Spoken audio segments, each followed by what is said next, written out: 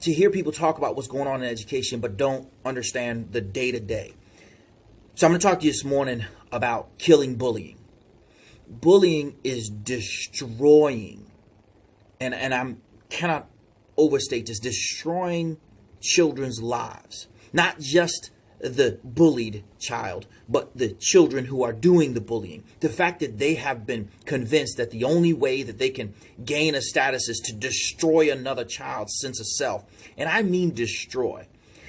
I want you to understand that children take information that we give them and they often bastardize it. They take the way that we discipline them and talk to them, and they come with this cartoonish method of expressing that to their children. So if you yell at your son yells at his little brother.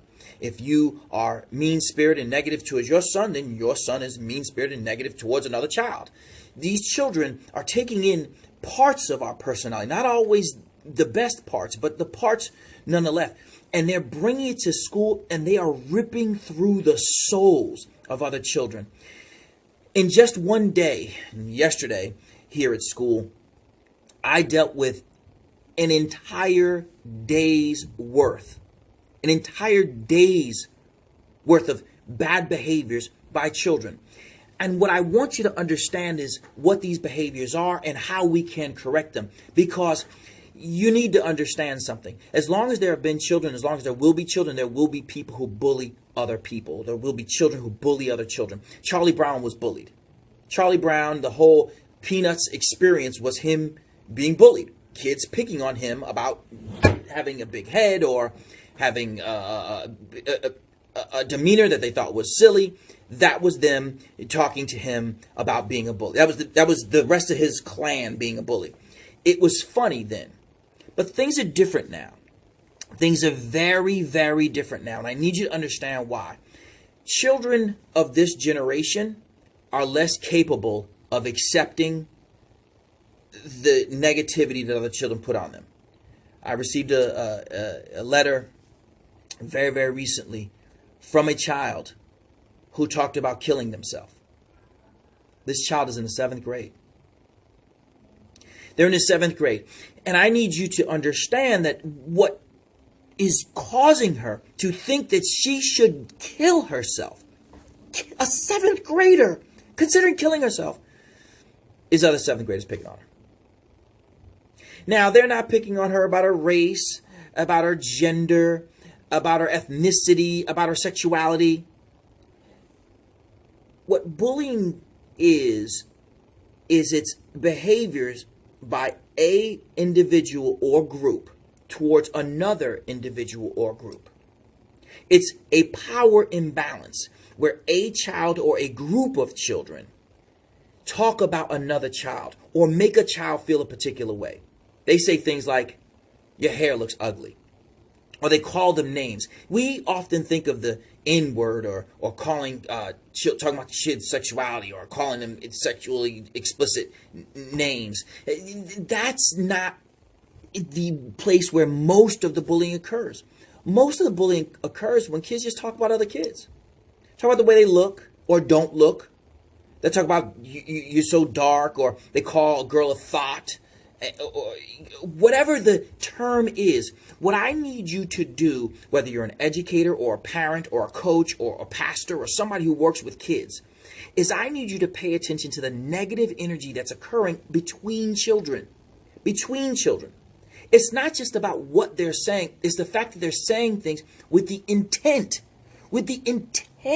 of destroying another person.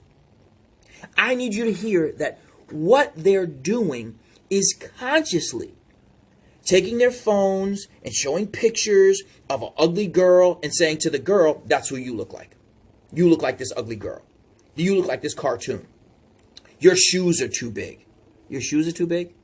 Now, among adults, we see the children talking about other children. We think, kids are kids. They're going to talk about each other. So what, she says she got big shoes, and that's, so what, she says she thinks she's so pretty, or he says that you think you're so dumb, or that.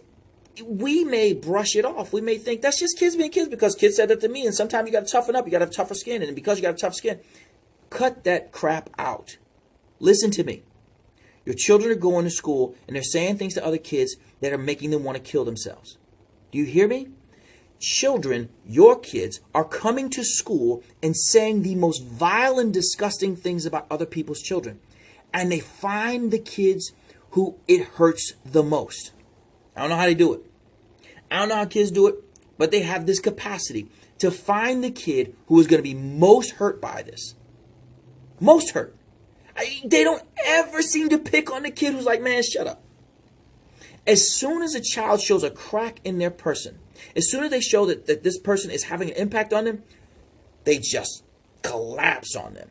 And the children use this strategy to build themselves up. They actually use the destruction of another child as a strategy to build themselves up. It's sick, man. It is a sickness that cannot be overstated, because what this child is saying is that I feel so bad about myself that the only way I can get any shine is to talk about how black you are or how white you are. I have kids who pick on other kids by calling them white. I got one white kid in the school. One. They're not talking about him.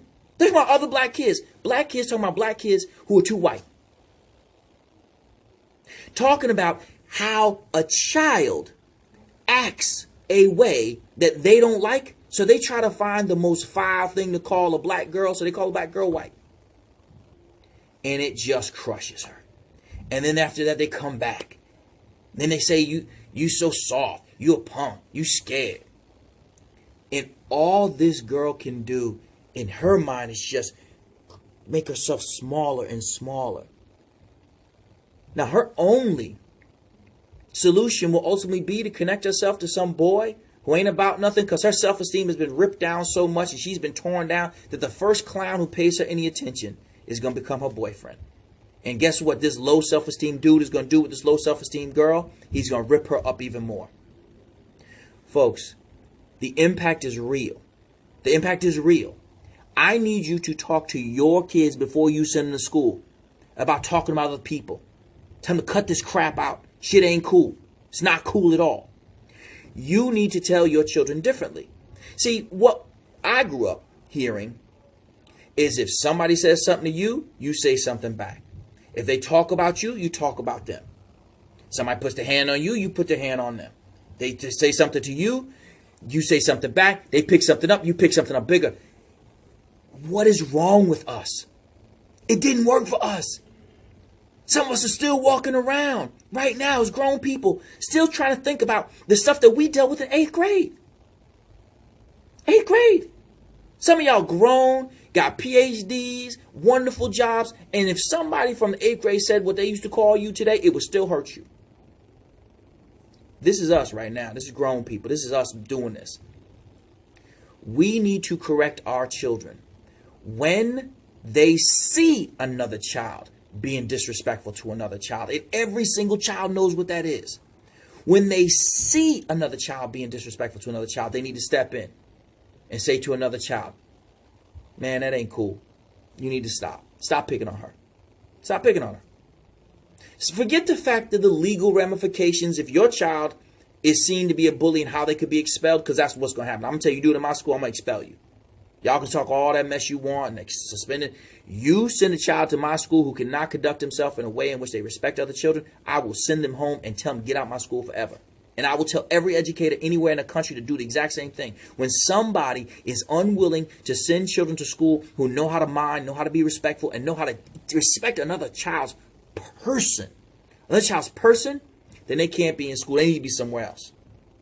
If you can't control your child enough to teach them how to respect other people, Dr. Steve you and Perry. your child